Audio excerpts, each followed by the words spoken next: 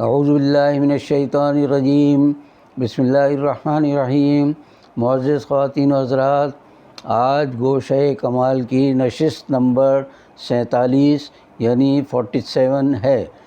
ہمارا آج کا موضوع کچھ سیاسی اور کچھ معاشرتی اور کچھ مزاحیہ ہے۔ یہ موضوع ہے دراصل کتے، اس کا عنوان ہے کتے، اور ہمیں یہ موضوع آج اس لیے زیر بحث لانا پڑا کہ گزشتہ روز سندھ ہائی کورٹ نے سندھ کے مختلف علاقوں میں کتوں کے کاٹنے کا نوٹس لیتے ہوئے متعلقہ حکام کو ہدایت جاری کی ہیں کہ اگر آئندہ کتے کے کاٹنے کا کوئی کیس سامنے آیا تو اس علاقے کے افسر اعلیٰ کو سزا دی جائے گی۔ تو اس لحاظ سے اگر دیکھا جائے تو یہ حکم تو ہے گلی میں پھرنے والے آوارہ کتوں کے بارے میں، لیکن ہمارے معاشرے میں آوارہ اور پالتو کتوں کی اتنی بہتات ہے کہ ان پر اگر پوری کتاب مرتب کی جائے بہت بڑا تحقیقی مقالہ بن سکتا ہے۔ کتا اصل میں خوف اور دہشت کی علامت ہے۔ یہ خواص کے لیے بڑا پیارا، بڑا وفادار ہو سکتا ہے، لیکن عوام ہمیشہ اس سے خوفزدہ رہتے ہیں۔ تو اب ہم یہ کہہ سکتے ہیں کہ جن کی صفات ان جیسی ہیں، کند ہم جنس با ہم جنس پرواز والی بات ہو گئی کہ جن کی صفات کتوں جیسی ہوں گی وہ کتوں کو پسند کریں گے۔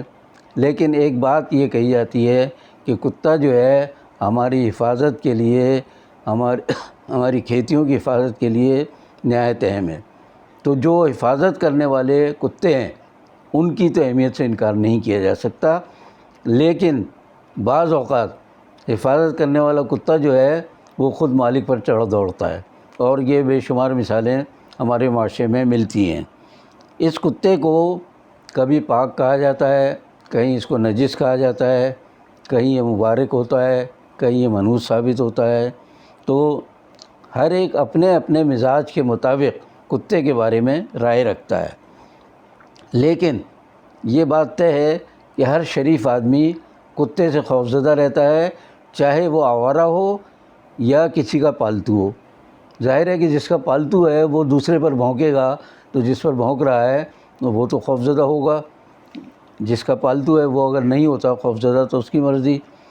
مجھے یہاں ایک بڑا دلچسپ مراسلہ یاد آ گیا جو 60 کی دہائی میں نے ایک اخبار میں بھیجا تھا۔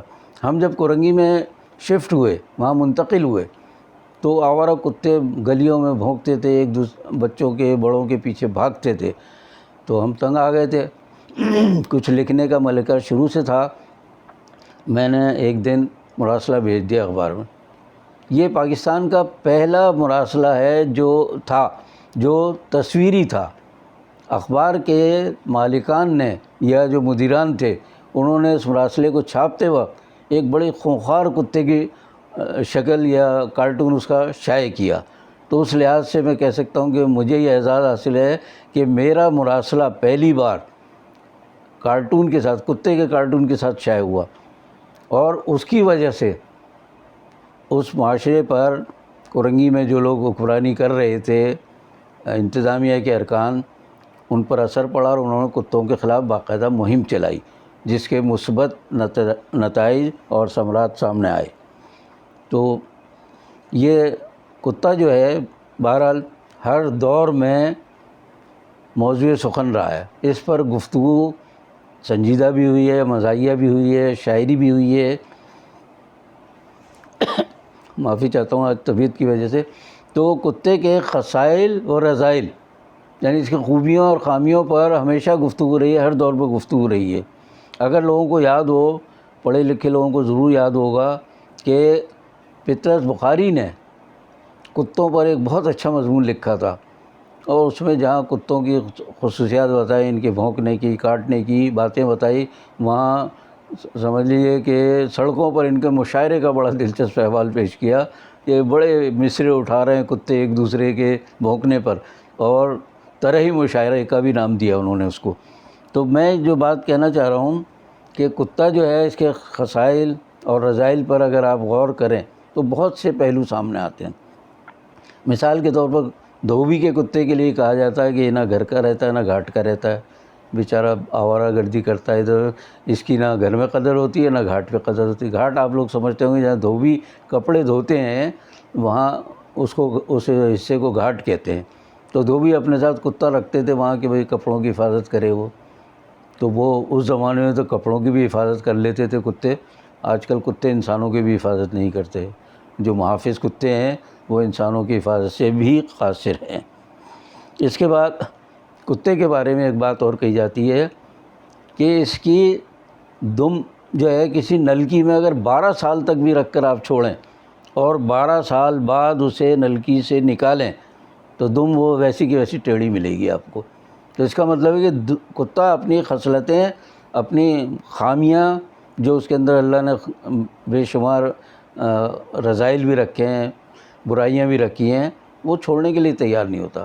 ایک بار جو اس کی فطرت میں جو بات شامل ہو گئی ہے تو وہ جو کتے کی دم کو نلکی میں رکھ کر 12 سال نکالنے کی جو مثال دی جاتی ہے اس کا مقصد ہی یہ ہے کہ آپ لاکھ چاہیں کہ اس کو، لوگ کہتے ہیں ہم سدھا لیتے ہیں اس کو، بڑا اچھا کر لیتے ہیں، لیکن سدھا ہوا کتا بھی بعض اوقات مالک کو نقصان پہنچا دیتا ہے۔ تو آپ دیکھتے ہوں گے، اپنے ارد گرد دیکھیے آپ کہ گلی کوچوں میں، میدانوں میں، سڑکوں پر، کہیں کوئی اور علاقہ ہے وہاں کتے راتوں کو جمع ہوتے ہیں اور ایک مصرعہ چھوڑتا ہے، پھر دوسرا اس پر گرا لگاتا ہے، پھر جو کتوں کی بھونکنے کی آوازیں آتی ہیں اس علاقے میں تو رات کو بعض اوقات نیند سے بھی محروم ہو جاتے ہیں لوگ۔ تو اس طرح کتا جو ہے دن میں بھی انسانوں کے پیچھے بھاگتا ہے اور رات میں بھی انسانوں کے پیچھے بھاگتا ہے، تو اس سے ہمیشہ بچ کے رہنا چاہیے۔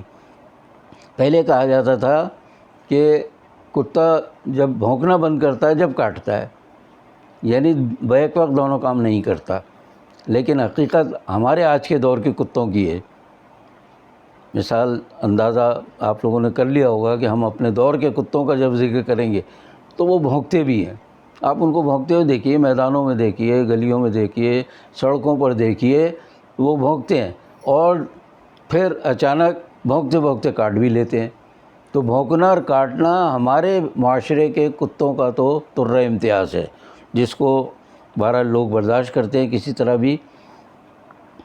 ایک خوبی کتے کی بڑی دلچسپی ہے کہ سڑک کے بیچوں بیچ پیر پھیلا کر اور پیر پسار کر اور دم پھیلا کر بیٹھتا ہے۔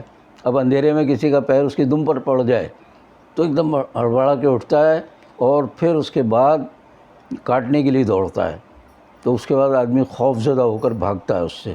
تو کتا جو ہے وہ جان بوجھ کر سڑک کے بیچ میں لیٹتا ہے۔ تو کتوں کی خصلت ہے کہ جان بوجھ کر لوگوں کو پریشان کرنے کی طرف مائل ہوتے ہیں۔ اب ایک خوبی اس کی ہے جو انسانوں میں بھی کم پائی جاتی ہے، بڑے لوگوں میں تو ہوتی ہوگی مگر عام غریب لوگوں میں نہیں ہوتی۔ اس کی خوبی ایک بڑی یہ ہے کہ جب اس کو بیٹھنا ہوتا ہے تو اپنی دم سے صفائی کرتا ہے اس جگہ کی، دم ہلا کر صاف کرتا ہے جگہ کو، پھر بیٹھتا ہے۔ اگر یہ خصوصیت صفائی کی یہ اگر ہمارے درمیان عام ہو جائے تو ہمارے یہاں جو گندگی کے ڈھیر لگا رکھے ہیں ہمارے ارباب اختیار نے جگہ جگہ، اور دعوے کرتے ہیں کہ ہم تو بہت کام کر رہے ہیں اور کہیں بھی صفائی نہیں ہے۔ آپ جس گلی میں جائیے صفائی کا جو فقدان ہے اور ان کے دعوے ہیں دوسری طرف، تو یہ صفائی کر کے بیٹھتا ہے۔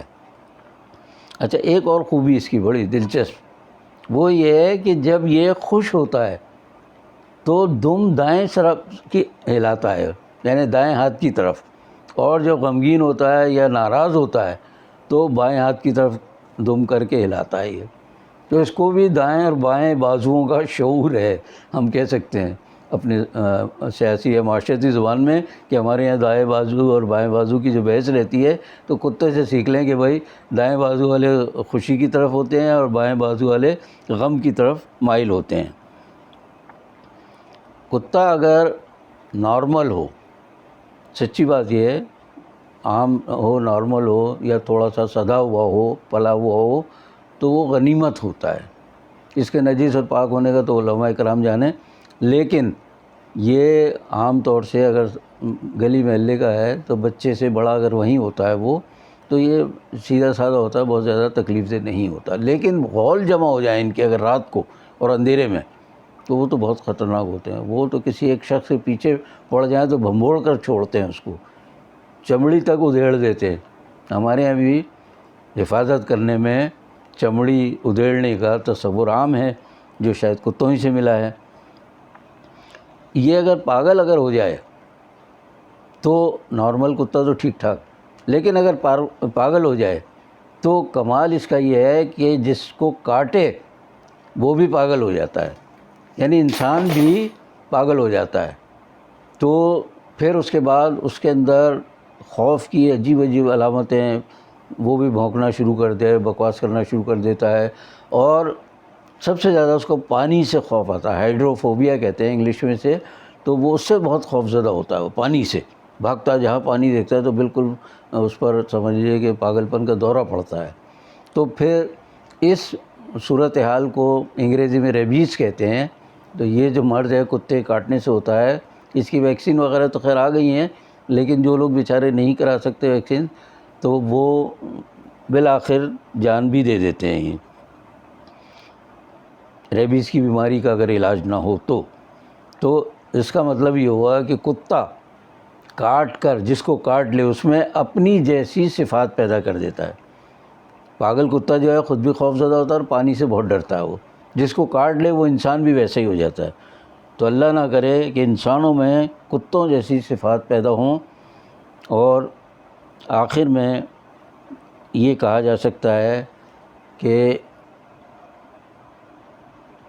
کتا جو ہے وہ خود بھی، پاگل کتا جو خاص طور سے، وہ خود بھی کتے کی موت مرتا ہے، اور جس کو کاٹ لے وہ بھی کتے کی موت ہی مرتا ہے.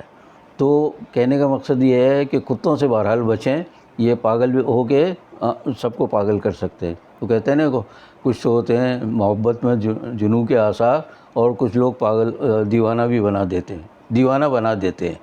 تو جو کتا جس کو کاٹ لے وہ دیوانہ بنا دیتا ہے اس کو بھی. تو ہمارے معاشرے میں بدقسمتی یہ ہے کہ پاگل اور آوارہ کتوں کی بڑی بہتات ہے. عام کتے بھی ہیں، لیکن پاگل اور آوارہ کتوں کی بڑی بہتات ہیں. ان سے بچنا بہت مشکل ہے. حتیٰ کہ ہائی کورٹ یا سپریم کورٹ ہیں، ان کے احکام بھی لوگوں کو پاگل کتوں سے یا خوفناک کتوں سے نہیں بچا سکتے. وہ صرف حکم جاری کرتے ہیں، اس حکم پر عمل درآمد کرانا انتظامیہ کا کام ہے، جو کتوں کی سرپرست ہے. تو اس لیے انسانوں کو، لوگوں کو خود ان سے بچنے کی کوشش کرنی چاہیے. کتے کے بارے میں قرآن کے حوالے سے مزید گفتگو انشاءاللہ میں آئندہ نشست میں کروں گا. اس وقت تک کے لیے میں آپ سے عرض کر سکتا ہوں کہ آپ اس پروگرام کو اگر پسند کرتے ہوں تو اسے لائک کریں، شیئر کریں، سبسکرائب کریں اور گھنٹی کا بٹن دبا دیں. باقی بشرط زندگی باقی.